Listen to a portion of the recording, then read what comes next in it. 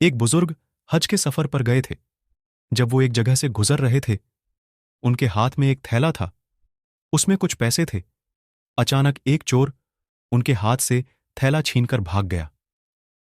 जब चोर काफी दूर निकल गया, तब अचानक उसकी आंखों की रोशनी खत्म हो गई। आंखों की रोशनी जाते देख उस चोर ने रोना शुरू कर दिया। जब लोगों ने चोर से पूछा, भाई क्या हुआ, तो वो कहने लगा, मैंने एक आदमी का थैला छीना है।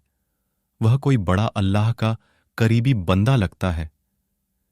मेरी आंखों की रोशनी चली गई। खुदा के लिए मुझे उसके पास पहुंचा दो ताकि मैं उससे माफी मांग सकूं। जब लोगों ने पूछा कि यह किस्सा कहां पेश आया, तो कहने लगा, फलां नाई की दुकान के करीब पेश आया। लोग उसको उस दुकान पर ले गए और नाई से पूछा कि इस तरह का कोई आदमी यहां से गुजरा है, आप उसे जानते हो? उसने कहा, मुझे उसका घर तो पता नहीं, हां मगर नमाज के लिए वह आते जाते रहते हैं। अगली नमाज के लिए फिर आएंगे। लोग इंतजार में बैठ गए। वह बुजुर्ग अपने वक्त पर तशरीफ लाए।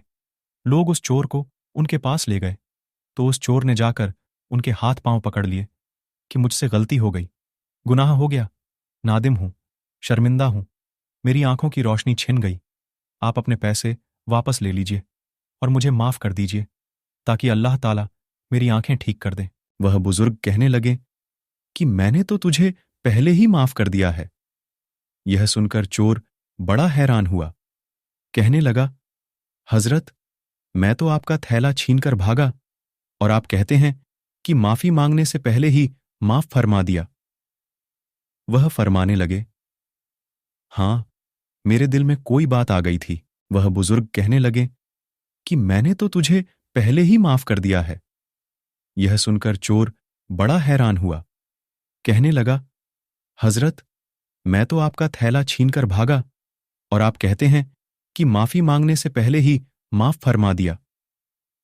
वह फरमाने लगे, हां, मेरे दिल में कोई बात आ गई थी।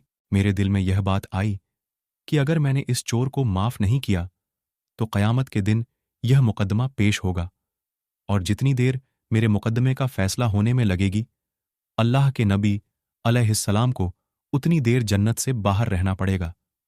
इसलिए मैंने माफ कर दिया कि न तो मुकदमा पेश होगा, न ही मेरे महबूब को जन्नत में जाने में देर लगेगी।